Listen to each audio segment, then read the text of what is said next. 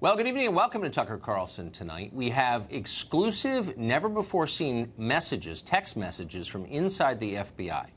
These texts are among the thousands sent between FBI agents Peter Strzok and Lisa Page between February and September of 2016.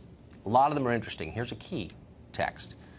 The agents did exactly what you would hope agents would never do. They expressed concern about whether Hillary Clinton, if she was elected president, would take revenge against the FBI for the crime of investigating her. In exchange, from February of 2016, Agent Page told Agent Strzok, quote, "One more thing. She might be our next president. The last thing you need, us going in there loaded for bear. You think she's going to remember or care that it was more DOJ than the FBI?" Strzok told Page that he agreed. In other words, political concerns were at top of mind as they investigated this politician, Hillary Clinton. Congressman Trey Gowdy of South Carolina chairs the Oversight Committee in the House. He's a member of the Intelligence Committee, and he joins us to react. Congressman, thanks for coming on. Yes, sir. Are we reading too deeply into the exchange we just put on the screen, do you think? Well, I don't think so, because you read that one in isolation. If you read all the text, it's clear that they did not want her charged. They wanted her to be the president of the United States. They really didn't want Donald Trump to be the president of the United States, and they concede throughout these texts that they did things differently in this investigation from any other investigation that they were part of. So what I don't understand is, even if you're watching this at home and you think, well, I wanted Hillary to win too, and I don't like Donald Trump too, shouldn't you be a little concerned, maybe actually terrified, that FBI agents conducting a criminal investigation into a politician were worried about the political elements of the investigation? That's not supposed to happen, is it? Well, you may remember, as I do, Jim Comey telling us that the FBI doesn't give a whit about politics. He loved to tell us how apolitical the Bureau was. And here we have these texts. Of course, our friends on the left say, well, these are texts between two lovers. Yeah, that's right. You're much more likely to tell the truth when you don't think anybody else is watching. This, I think, is the unvarnished truth of how they viewed both her, him, and the investigation, and how they wanted it to turn out. Keep in mind, Tucker, all of this is done before she was ever interviewed. So the fix was in, unfortunately, before they even interviewed the target of the investigation. What does it tell you about what they thought of Hillary Clinton? They believed if she became president, she would punish our chief law enforcement agency for investigating her. What does that say about their view of her or their understanding of her?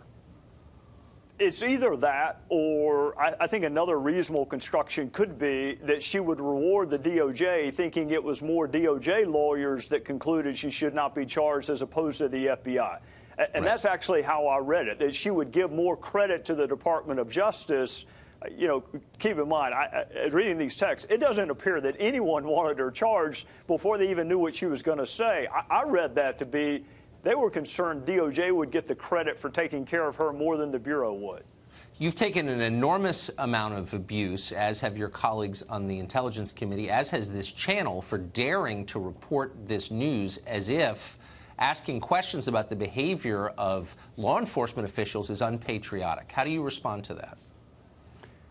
Tucker, there's no one in Congress that has more respect for law enforcement. I spent 18 years working with them, and it's the best 18 years of my professional life, and always will be. I love law enforcement, which is why these texts break my heart. Bias is insidious. Bias is the one thing in a courtroom, Tucker, the judge will give you the broadest leeway because it infects and instructs every decision you make when you are biased for or against someone. Right. So when I see manifest bias, you know, think back to other important cases in our country's history. I mean, Mark Furman got in trouble not so much for working the crime scene, but because of racial epithets that he had uttered earlier in his career. That's right. That's how seriously we take bias.